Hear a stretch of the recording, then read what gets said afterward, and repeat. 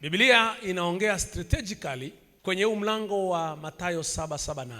It's a strategical prayer. Ni maombi ya kimkakati. Jambo la kwanza ni maneno ya Yesu. Kitu cha kwanza ni maneno ya Yesu. Mara nyingi sana huwa nawaambia watu ni vizuri sana ujifunze kwenye Biblia neno unalolisoma alilisema nani. Kwa sababu kwenye Biblia kuna maneno aliyasema Yesu mwenyewe, kuna maneno aliyasema Mungu Baba, kuna maneno aliyasema Roho Mtakatifu, lakini kuna maneno aliyasema watumishi wa Mungu, manabii, na kuna maneno yalisemwa na watu ambao hawakuwa watumishi wa Mungu, na kuna maneno yalisemwa na shetani, na kuna maneno yalisemwa na punda, kuna maneno yalisemwa na viumbe na nyoka. Kuna maneno kwenye Biblia yalizungumzwa na nyoka. Sasa hapa ni Yesu anazungumza. Alafu anazungumza very politely, kiutaratibu sana. Lakini haya yalikuwa ni maombi, ni strategical prayer, ni maombi ya kimkakati. Anaanza kwa kusema vizuri tu, ombeni nanyi mtapewa, akifanya reference ya kwamba kila aombaye upokea. Lakini anasema huyu mtu akiomba asipopata atafute. Maana yake ni nini? Kama ungekuwa ukishaomba umeshapokea, unaenda kutafuta ya nini? Kile ulikuwa unaomba umeshapewa, unaenda kutafuta wapi tena mtumishi? Tayari umeshapewa. Yesu anasema na ikitokea umeomba hakijaja, kitafute. Na ikitokea umekitafuta hujakiona, lazimisha. Maombi ya kulazimisha ni maombi ya kusukuma mahali ambapo umeomba kwa muda mrefu, umetafuta huo upenyo kwa muda mrefu, lakini bado unachokitafuta na kukiomba kwa muda mrefu hakijaja kwa namna ya kawaida. Na Biblia inasema maana kila abishai. Unajua mtu akienda kwa mtu anasema odi. Bwana Yesu asifiwe sana. Akiona hakuna karibu anafanyaje? Anagonga, anamlazimisha aliyoko ndani amsikilize. Sasa kwenye maombi yetu ya upenyo ni maombi ya kulazimisha mambo ambayo yametembea na wewe kwa muda mrefu bila kukuacha. Yanaweza yakawa ni ya miaka miwili, yanaweza yakawa ni ya miaka mitano. Wewe ndio tabibu, ndio daktari wa maisha yako. Kwa maana kuna vitu ambavyo ulipokuwa mdogo ulikuwa unafanya kwa bidii, ulikuwa unapenda kusoma, ulikuwa unafanya homework zako kwa muda. Kitu gani kimekupata leo? Purity hautaki tena. It's a devil, ni shetani. Kimsingi mtu akianza kukua huwa anaongeza bidii ya kazi. Lakini mara nyingi sana vijana wengi wakianza kukua wanapoteza bidii ya kazi. Nafikiri ni pamoja na maombi na sadaka zangu kwa charity. Yaani leo charity asubuhi ya kuja kucha tayari yeye yuko kanisani. Ameshakuja anamenya vitunguu na hajawahi kucomplain. Tumekuwa na seminar na mkutano ule, kila siku anaamka kuja kuosha vyombo na hajawahi kucomplain. Na anaanza kumuona kule nyumbani anaweka restriction, kama hujaosha vyombo huli. Anawapangia mpaka kaka zake. Nikaanza kujisikia vibaya, nikataka kuingilia wakati nimzuie. Nikasikia anafanya sana. Lakini kwa nini wewe ambaye leo umekuwa mdogo ulikuwa unafanya bidii, kitu gani kimekupata unaanza? Sikiliza, maisha sio rahisi kama unavyofikiria. Ulipokuwa mdogo unawahi kuamka kuwahi shuleni. Unapoongezeka kukua unaanza kuwa na kichwa ngumu, kuamshwa kutoka kitandani mpaka mgombane, mpaka dada agombane na wewe, ugomvi kabisa. Ulipokuwa hujaolewa, na hapa ndipo alipo na msiba. Wadada wengi wakiolewa wanaacha kabisa. Ndoa sio mbinguni. Na naomba niwavunje moyo pia mabinti ambao mko mnataka kuolewa. Ndoa ni majukumu, na ndio maana ndoa zinavunjika mapema. Ndio maana ndoa zinapoteza ladha mapema. Kwa sababu wanapoolewa, sio wote, wadada wengi wana mtazamo mbaya juu ya ndoa. Na wakaka wengi pia wana mtazamo mbaya juu ya ndoa. Mkaka hajaweza kununua sabuni ya 500 ya kufua jinsi yake kadeti, anataka kuoa. Wewe uliza mtu mwenye mke na katoto kamoja, mche wa sabuni hautoshi kwa mama mzazi. Wewe unanunua sabuni ya 500, alafu unauza nilinunua sabuni iliisha lini? Tunaanza kupata shida kwenye ndoa na matatizo na familia na kanisa. Nilikuwa naongea na mtumishi wa Mungu mmoja, akaniambia, baba, unajua mtu yoyote ukimkuta kanisani leo alitengeneza utajiri kabla hajaja kanisani, lakini ni ngumu sana leo kumpata kijana aliyeokoka kanisani, akakuwa kanisani, akatengeneza utajiri kanisani, mpaka akawa na mali akiwa kanisani. Nikamwambia, kwa nini umesema hivyo? Akasema, sikia baba, mimi nimewashangaa vijana.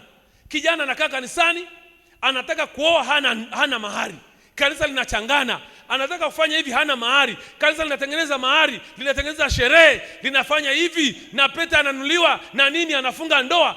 Alafu na huyo mwanamke kanisa linachanga na hela, linampangishia na chumba, kitanda anachangiwa. Idara ya mama inatoa kitanda na idara ya wadada inatoa godoro. Anasema alafu matokeo yake huyo kijana anaanza kusumbua, na huyo mzee wa kanisa ni Masai. Anasema, sasa mchungaji, hiyo kijana tena faida yake inaanza kusumbua hiyo ndito, inaanza kusukuma hiyo sichana. Hataacha kusukuma kwa sababu akili zake hazipo. Ni vitu vya kudili navyo kwenye maombi. Jiangalie, alafu jiulize, hebu mimi mbona kuna kijana wa kipagani ana toyo ya kwake? Aliwezaje kuwa kwenye mkataba wa toyo akaendesha miaka 2 mpaka akawafanikiwa akamiliki toyo yake? Utajiri ni tabia, discipline ya pesa. Kabla hujaanza kuomba pesa, omba vinavyoweza kusababisha pesa ikae. Tuko kwenye maombi ya upenyo. Haya maombi ni kwa ajili yako. Wiki hii ya kwanza tunaomba tunaomba rehema. Lakini tunaomba rehema kwa ajili yetu na maisha yetu. Bwana Yesu asifiwe sana. Wiki ile inayofuata ya pili tunaingia kwenye maombi ya kuomba upenyo wa binafsi. Jumapili Bwana akitupa kuwepo hapa, tutakuwa tunaongea namna ya kuvishinda vita vinavyozuia wewe kutoboa kwenye maisha yako. Tuna kizazi ambacho kinaamini maombi tu. Mimi sasa hivi nayaombea macho yangu sana. Kwa nini? Kwa sababu ninachukia wahubiri wengi. Nikiangalia wakitoa speech zao na maneno yao, ninachukia maneno yao. Kwa nini? Wana maneno laini yanayomfanya mtu ajihisi kwamba kwa maombi yao watafanikiwa. Na ndio maana tuna kanisa maskini. Ni ngumu kumpata kijana aliyekaa kanisani, akakuwa kanisani, akafundishwa kanisani, akawa na bidii kanisani, anajua kubalance kazi na ibada, na akafanikiwa kanisani, na akipata pesa kanisani asiondoke kanisani. Vijana wengi sana, wadada wengi sana hawawezi, wavivu. Na kosa ni injili yetu sisi wahubiri. Tunamwambia tu, mpe Bwana makofi, mwaka huu utaolewa. Utaenda kula suruali wewe? Utakula jinsi ya mmeo? Jumapili ile nilifundisha, nikasema tulifundishwa sana kwenda mbinguni. Na mimi nasema kwenda mbinguni ndio hatima.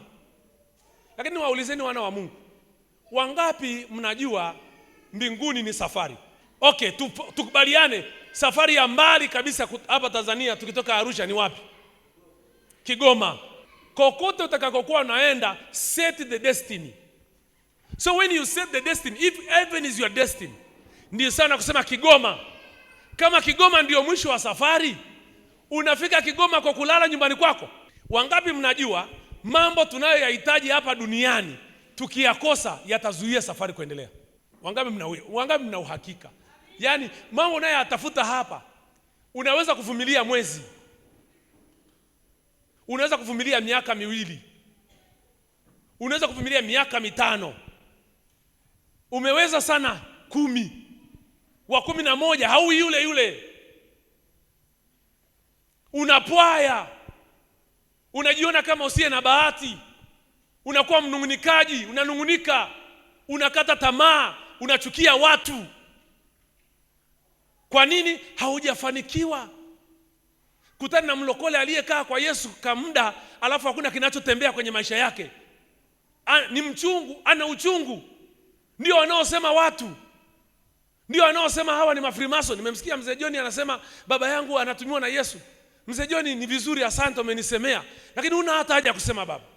Maana sikia, mwenye roho ya uasi hata akiambiwa haamini. Na unajua nikwambie John, mashetani huwa yanadanganya watu hata katika ndoto. Na yale mashetani yaliyokuja yakavaa sura ya watumishi unaowafahamu ni mashetani kabisa. Yalichokuwa yanataka kuiba ni imani yako. Unalala usiku, unaota ndoto mbaya, alafu ghafla kwenye hiyo ndoto mbaya yule shetani anakufunulia yule aliyekuwa anafanya hicho kitu ana sura ya Titus, ana sura ya mtumishi unayemjua, ana sura ya mbando. Shetani anachofanya, anajua msaada wako. Sikiliza nikuambie, nilikufundisha tena, ukiota ndoto na ukaona sura na ukasikia sauti inakwambia huyu ndio mbaya wako, hiyo ndoto ni ya shetani. Mungu hawezi kukugombanisha wewe na watu wakati anajua moyo wako kusamehe ni mdogo. Huaga Mungu anaongea kwa mafumbo ili moyo wako usimbebe mtu moyoni. Kuna watu hapa waliofiwa na mtoto au na baba au na babu au na nane au mpendo wake yeyote, akaambiwa fulani ndio amemuua kwa uhakika, na yeye anaenda kumuua hata kama ameokoka, au anamchukia machukio makuu na hata wahi kumsamehe. Sasa Mungu hawezi kukupoteza wewe. Roho Mtakatifu hawezi kuleta ndoto ya mabaya alafu akuonyeshe picha za wale watu, hawezi. Kwa sababu akifanya hivyo huna uwezo wa kuwaachilia. Unajua wewe unaweza mimi nitawasamehe, nakwambia labda unahisi nani aliiba mboga, utasamehe waliokuibia mboga ya ugali, uwezi samehe aliyeua mama yako. Utakufa, utaenda kaburini kama Daudi ukiandika waraka huyu mtu ashughulikiwe. Hutawahi samehe mtu ameua mwanao, hutawahi kusamehe. Kwa hiyo shetani huwa anavaa sura, hata anavaa sura za watu ambao unawajua ili kukuongezea mzigo. Sikia nikwambie, ukiwa na watu 3 4 unaowachukia, wewe una mizigo mingi sana. Moja kati ya mtu mwepesi ni mtu anayetembea bila watu. Wewe kama unatembea bila mtu moyoni, una spidi. Na kama kuna kitu unatakiwa kujitahidi kufanya, waone watu wote waliokutendea mabaya walitumiwa na shetani. Usiku nilipoamka kuomba kwenye saa 9:10 nikaona posti ya mtoto wangu mmoja yuko Tabora, na leo nikapata wageni kutoka Tabora. Huyu dada anafanya kazi benki, ameweka posti ya watu wa dini nyingine. Wale watu kwenye dini yao ni jino kwa jino, upanga kwa upanga, hawanaga msamaha. Alafu ameweka posti ya kiongozi wao wa dini, anasema bwana, mtu aliyekufanya mabaya akakufanyia hivi mabaya kabisa, usimsamehe.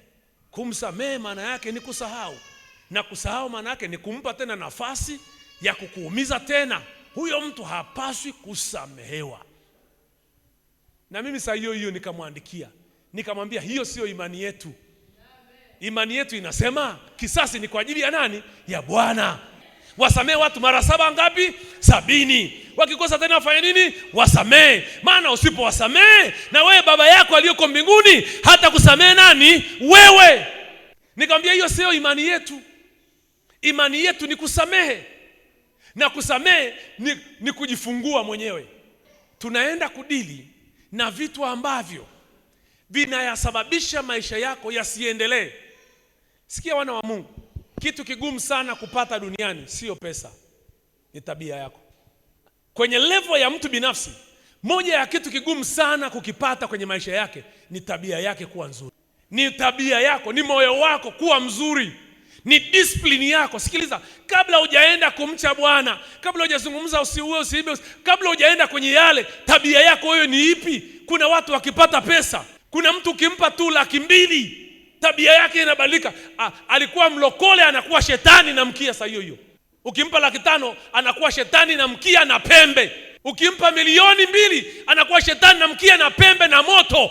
Ukimnyima hela, mtakatifu, mtu wa maombi sana, muungwana kabisa, mtu wa amani nyingi, hana hela. Pepo wanajua tabia yako, na ndio maana hawakuzuii. Sikia nikwambia wana wa Mungu, tuna kizazi cha ajabu kisichojitafuta, kizazi kisichotafuta tabia na vitu vinavyowazuia wao kufanikiwa. Ni kizazi kinachotafuta majibu ambayo hayana process. Huwezi kuwa na majibu ambayo hayana mchakato. Lazima kuwe na majibu ya maisha yako yenye kanuni. Ugali ni matokeo ya kanuni ya mapishi ya maji, moto na unga. Hauwezi kuwa na ugali usio na unga, huwezi kuwa na ugali usio na maji. Tuna kizazi ambacho tunaposema tunaenda kwenye maombi, chenyewe akishughuliki na vitu vinavyoleta, chenyewe kinashughulika na matokeo ya vitu vinavyotakiwa kuletwa. Maombi yanaanza kulazimisha una discipline tabia yako. Unaadabisha moyo wako, unafundisha moyo wako adabu, unafundisha akili yako kuelewa. Hatujui. Kuna mtu mmoja akaposti, nikaandika amen. Ameandika, huwezi kujua watu ni wachoyo mpaka uwe ombaomba. Ukiwa ombaomba ndio unajua watu ni wachoyo, maana si wanakunyima. Na mimi nikataka kuongezea, lakini pia huwezi kujijua wewe ni mchoyo mpaka upate hela. Wakati una cha kuombwa, wewe ni mtu mwema. Ukiwa na cha kuombwa, watu wote ni wabaya. Kanisa ni baya. Unajua, ukiwa una hela, sasa hivi tukipitisha mchango hapa, hata tukipitisha na vyombo 20, ununguniki. Huna hela na kila mtu anajua huna hela. Unajua kabisa, angalia jamani, hata bishop mwenyewe anajua mimi sina hela. Mimi nasoma, mimi ni mwanafunzi najua. Tunafanya mchango hapa lakini ngoja nikwambie, utajuaje wewe una tabia mbaya? Tukupe hela. Tuna kizazi kinachopenda mafanikio, kinachopenda matokeo yasiyo na kanuni, yasiyo na process. Hakuna process ya kuyaendea mafanikio unayoyataka. Alafu kuna wahubiri ambao wako pale wanakuambia sisi tuna upako wa kusababisha matokeo kwenye maisha yako bila mchakato. Neema ya Mungu ikakusaidia kwenye maombi haya. Sema maombi ya kulazimisha kwa jina la Bwana. Mwangalie mtu, mwambie wewe ndio kitu kigumu sana duniani juu yako wewe mwenyewe. Yaani wewe ndio mgumu, wewe ndio kitu kigumu kuliko vitu vingine. Ukibadilika wewe, vitu vyote vinakufuata. Jamani, mnanielewa vizuri? Kuna watu ambao ni wavivu hata kuamini, wavivu hata kuwaza. Yaani mtu ni mvivu hata kuwaza.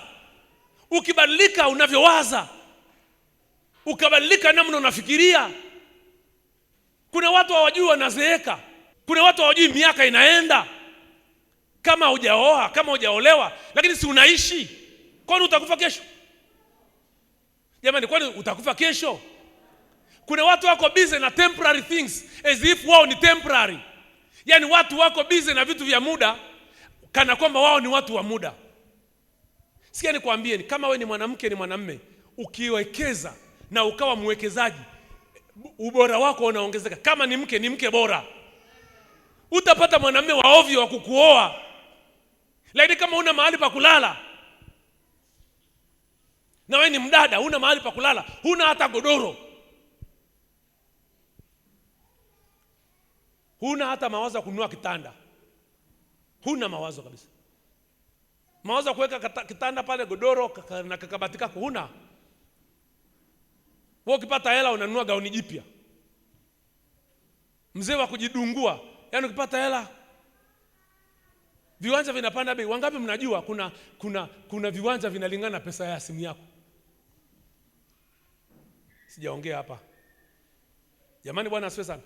Wangapi mnajua hapa sasa hivi Arusha kuna mahali hiyo hela ulionunulia simu au ulionunulia kabati au friji au TV ingeweza kununua kiwanja mahali.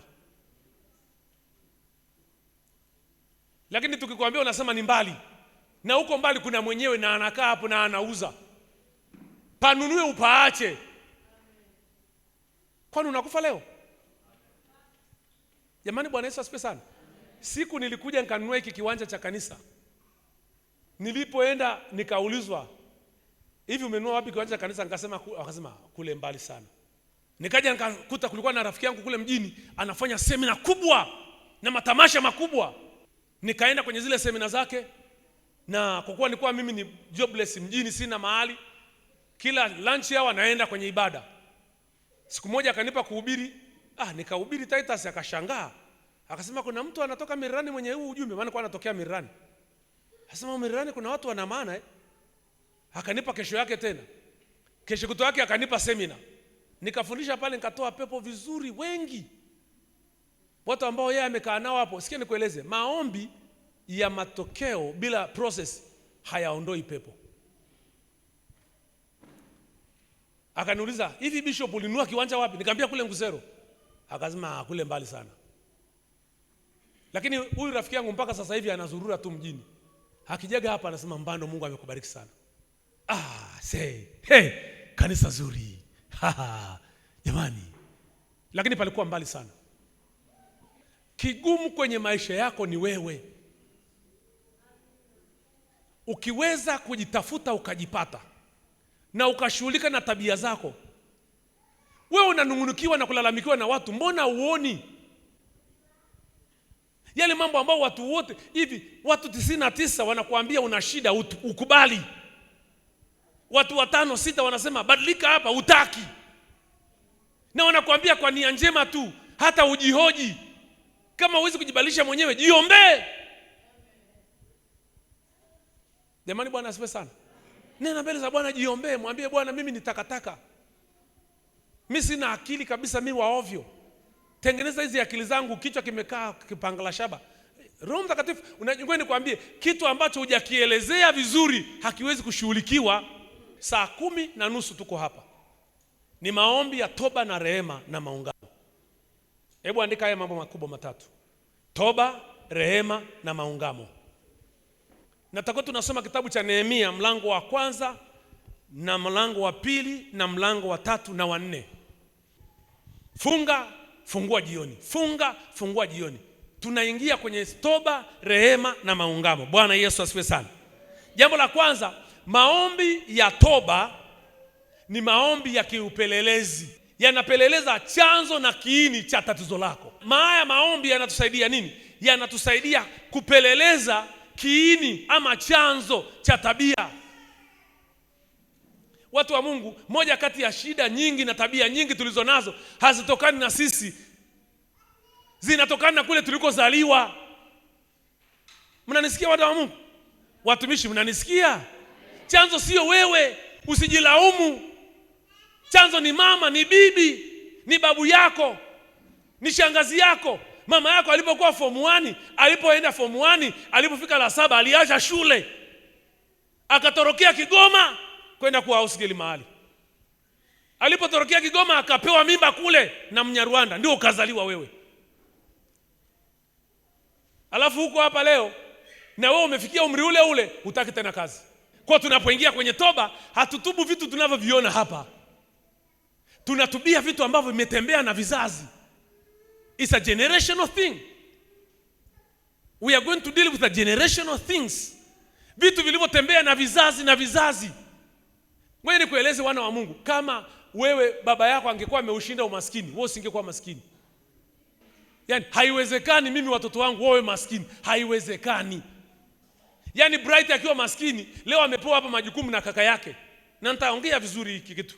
Kinaitwa maungamo. Declarations.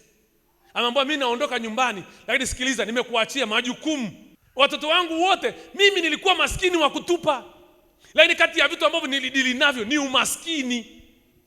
Na umaskini ni roho. Umaskini ni roho. Umaskini ni roho inayotengeneza tabia. Na mtu akiwa na roho ya umaskini iliyotengeneza tabia, hawezi kujitoa mpaka adili na ile roho kwanza. Akimaliza kuishughulikia roho akaitoa, aanze kushughulikia tabia yake. Maana tayari ile roho ya umaskini imeshatengeneza tabia. Imetengeneza tabia ya uongo, imetengeneza tabia ya uvivu, imetengeneza tabia ya umbea. Wewe unaajiri mtu anakuja kazini kwako msengenyaji. Unakuja kanisani hapa na roho ya kisengenyaji. Ukikaa kwenye praise unasengenya. Unaimba vizuri ndio, lakini msengenyaji. Alafu kwa sababu wewe ni msengenyaji, hauwezi kukaa mahali ukadumu.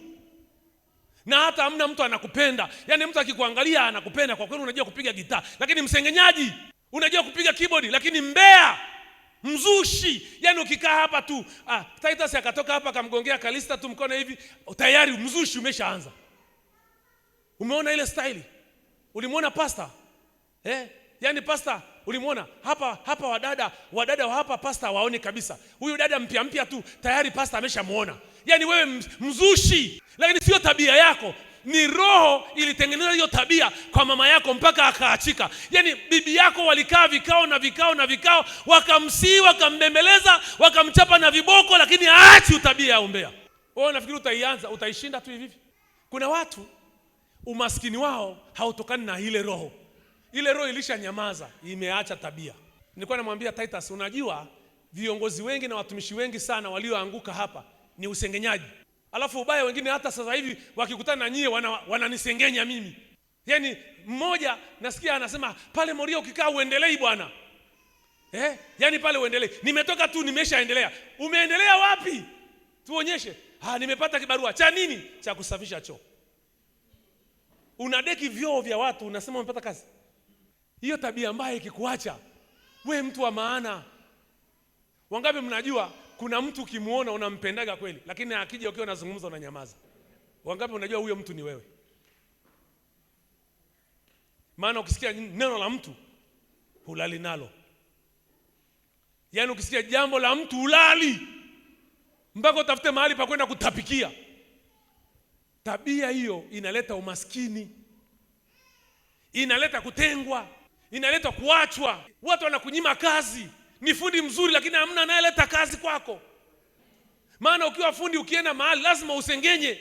Yaani wewe ulienda hapo kuweka tiles au kupiga rangi, ukitoka hapo umbea huko mtaani. Nani anakuajiri tena? Sasa nikuulize, unapoenda kuomba, unahitaji kwenda kuomba Mungu akupe hela ama kuobadilisha tabia? Kuna watu hawajui kuwekeza. Umaskini wao ni tabia ya kutokuwekeza. Kuna watu wakipata hela tu lazima watapeliwe. Kuna watu wakipata hela tu lazima waibiwe. Kuna watu wakipata hela wanaenda kubeti. Yaani akiwa hana hela hana hamu ya kwenda kucheza kamari. Lakini akipata tu hela anasikia aende kucheza kamari. Akipata hela anasikia asambae. Akipata hela, akipita mahali watu wanasema chekundu cheupe, ndio anaenda kusimama pale. Wakati hana hela anasema wale ni matapeli, wale ni matapeli. Siku ana hela ndio anasimama.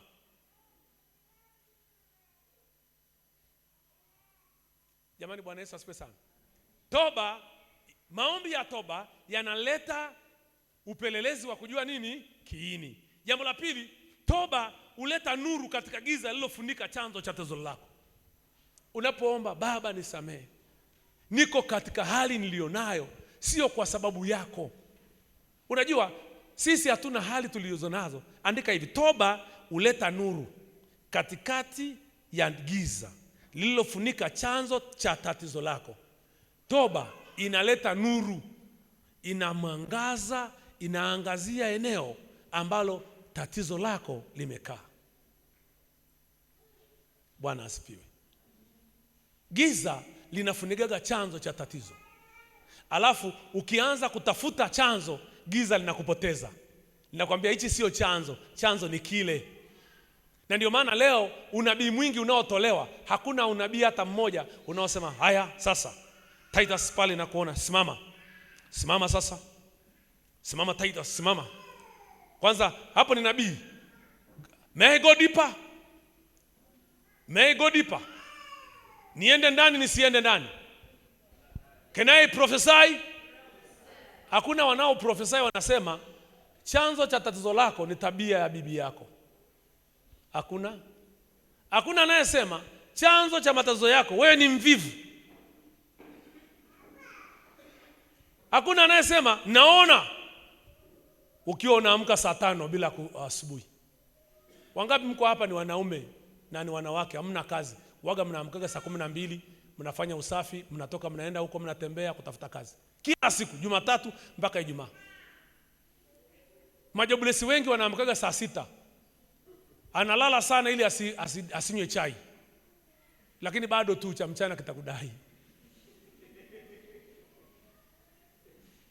Wavivu. Wanasemaga.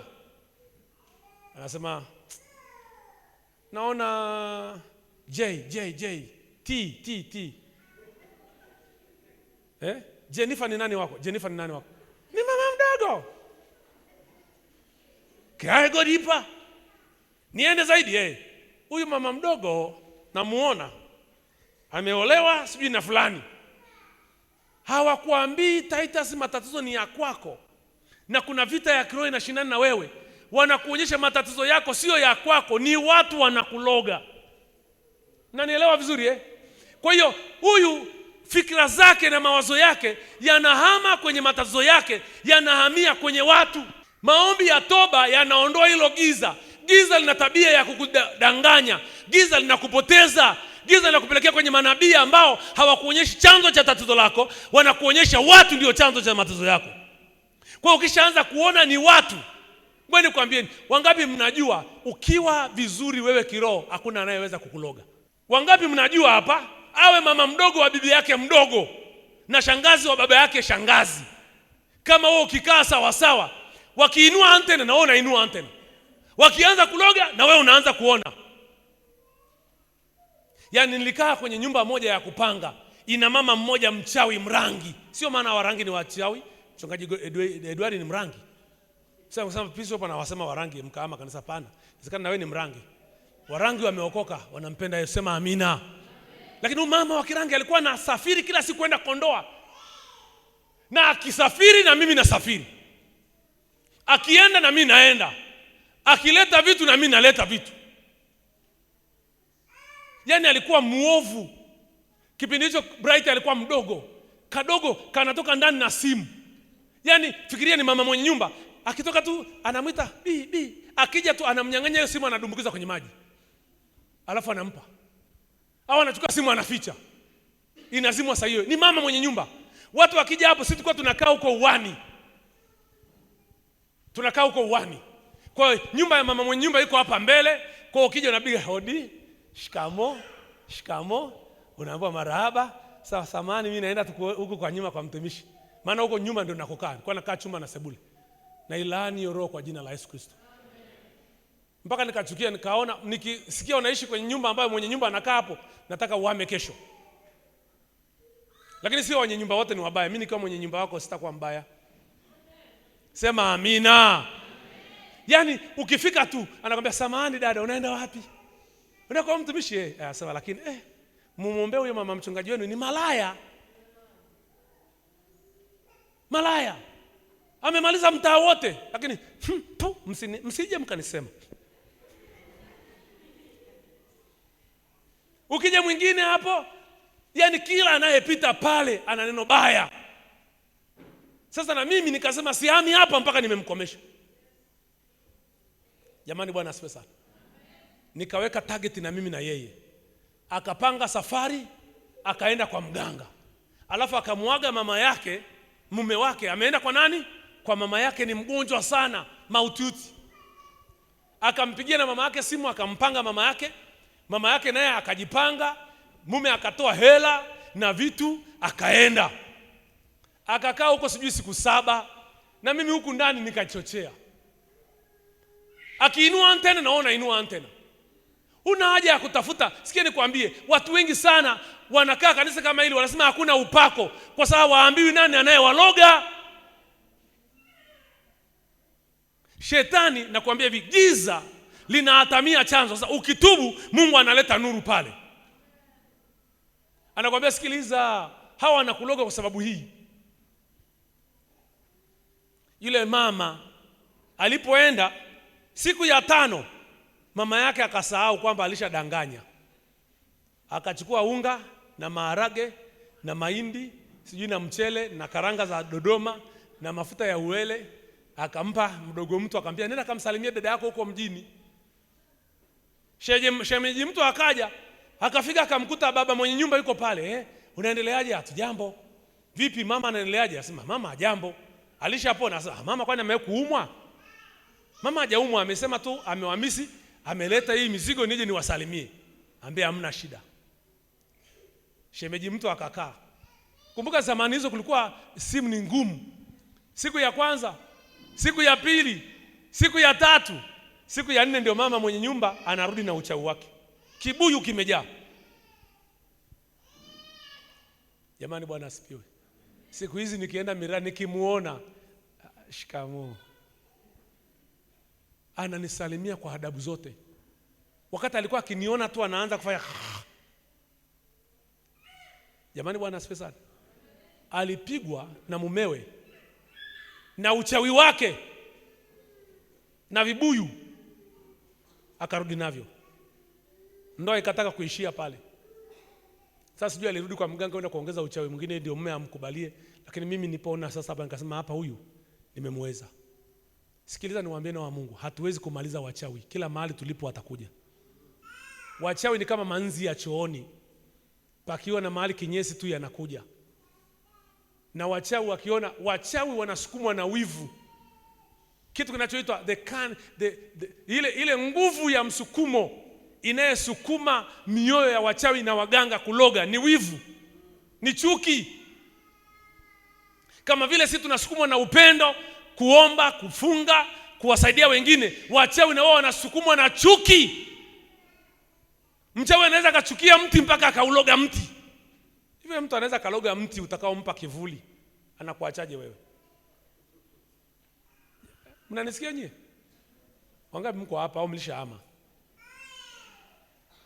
Unafikiri unaweza kumaliza wachawi wa Kigoma kama umetoka Kigoma au Kasulu? Hivi hapa tu hapa Ngusero unaweza kuwamaliza? Wangekuwa nawezaga hapa Ngusero anakujaga kuloga. Wanaloga mtu mmoja mmoja. Wakikushindwa wanaloga mwingine. Na wanakushinda wanakuloga wame Moria. Wanakuambia pale Moria ni pabaya, pana hivi, pana hivi, pana hivi. Wewe unawaangalia tu. Mtu ambaye anajua kile Mungu anafanya hapa hawezi kusikiliza maneno ya wachawi. Na wachawi wanatumia nguvu ya maneno. Matendo ya Mitume mlango wa 3 mstari wa 19 anasema tubuni basi mrejee ili zije nyakati za nini? Za kuburudishwa. Toba inarejesha na inaleta nyakati mpya. Tunapoingia kwenye toba tunarejeshwa, alafu tunaletewa nyakati mpya. Na unajua tunaposema tuingie kwenye maombi ya toba na rehema, watu wengi mara nyingi wanatafutaga dhambi wamefanya wao. Matendo ya Mitume 3:19, rehema huleta huruma za Mungu karibu na wewe. Kumbuka tunaomba mambo makubwa mangapi? Matatu. La kwanza toba, la pili rehema, la tatu maungamo. Zaburi ya 51 mstari wa kwanza. Rehema unazileta huruma za Mungu. Unapolia mbele za Mungu kwa machozi na kulalama mbele za Mungu, huruma ya Mungu inakuja juu yako. Mungu anasema mwanangu huyu analia nini? Rehema za Mungu zinaleta huruma ya Mungu. Zaburi ya 51 mstari wa kwanza. Na jambo la mwisho ni maungamo. Maungamo, rehema huleta huruma za Mungu karibu na mtu. Zaburi ya 51 mstari wa kwanza. Jambo la mwisho, maungamo. Maungamo huondoa uhalali. Maungamo, mtu anapoungama. Jamani, Bwana Yesu asifiwe sana. Maungamo, sasa kwanza nikwambie maungamo ni nini? Maungamo ni declaration, ni matamko. Unapoungama mbele za Mungu, maana yake una declare, unaongea na Mungu. Unamwambia Mungu tumetenda dhambi, mimi na wazazi wetu. Tutasoma kwenye Nehemia mlango ule wa 2. Utaona baba zetu walitenda dhambi hata hawapo. Walikuasi wewe, wakaenda mbali na wewe. Fanya declaration. Unajua usije kama yule Farisayo. Farisayo alisemaje? Mimi nafunga mara 4 kwa wiki.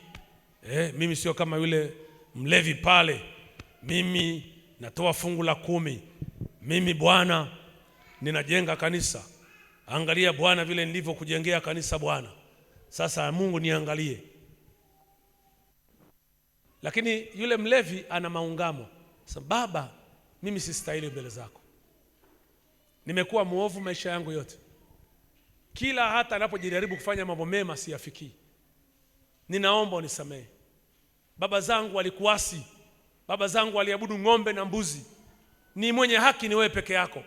Unapofanya declaration, unapofanya matamko kama yale na maungamo kama yale mbele za Mungu, yanaondoa uhalali wa pepo wabaya kuendelea kukukandamiza.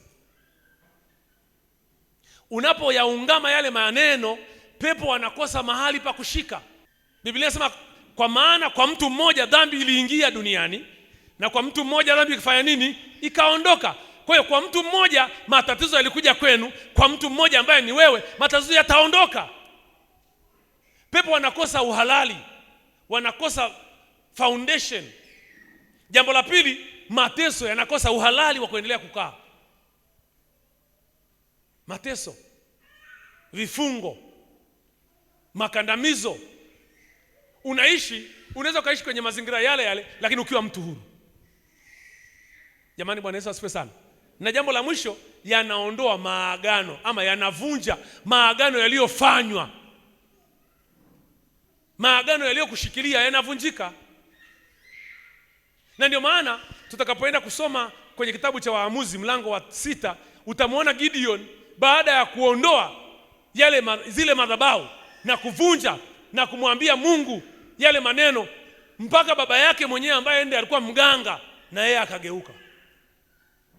Bila kuombewa, bila kuongozwa sala ya toba, akaanza kumtetea Gideon. Na yeye ndiye alikuwa mganga wa kienyeji. Yeye ndiye aliyekuwa kuhani wa Baali. Lakini aliposikia akashangaa, kwa nini ule uhalali wa zile pepo wabaya zilizokuwa zinamwakalia Yoashi nyumbani zimeondoka. Kuna vitu tukivigusa utashangaa unapigiwa simu kutoka Singida. Kuna watu hapa ni kama mimi. Yaani wewe ni mtoto mzuri. Baba yako akiongea neno unasikiliza, mama akiongea neno unasikiliza, ndugu zako wakiwa na jambo unafanya, lakini wewe unaonekanaga kama kinyago. Huyo ni Elibariki Mbando. Yaani mimi tangu nimekuwa kwetu hakuna mtu anakubali. Yaani wakiwa na matatizo ni mzuri mwao. Nikishawasaidia matatizo yao kiisha, mimi nimekuwa adui. Tena si adui kidogo, mpaka adui wa kunisema. Wakishiwa tena wakiwa na matatizo ndio wanarudi tena. Halo? Nilipojua hivyo nikajua hawa siwawezi. Kuanza kizazi kipya na mimi. Wale pepo wakatoboa, sijui walitoboa dari, wakaanza kuingia kwenye familia yangu. Wakaanza kunivuruga. Lakini asante Yesu maana Bwana amewakimbiza. Nasema asante Yesu maana Bwana amewakimbiza. Na nina neno la kinabii juu yao. Haleluya. Na hata sasa hawana mamlaka tena. Shetani ni waovyo. Usifikirie ukianza maisha yako binafsi wewe atakuacha. Unaweza uko mahali unafanya kazi, unasema mimi nitaacha hapa nianze ya kwangu. Unafikiria ukianza ya kwako atakuacha, anakuja. Maungamo, toba na rehema.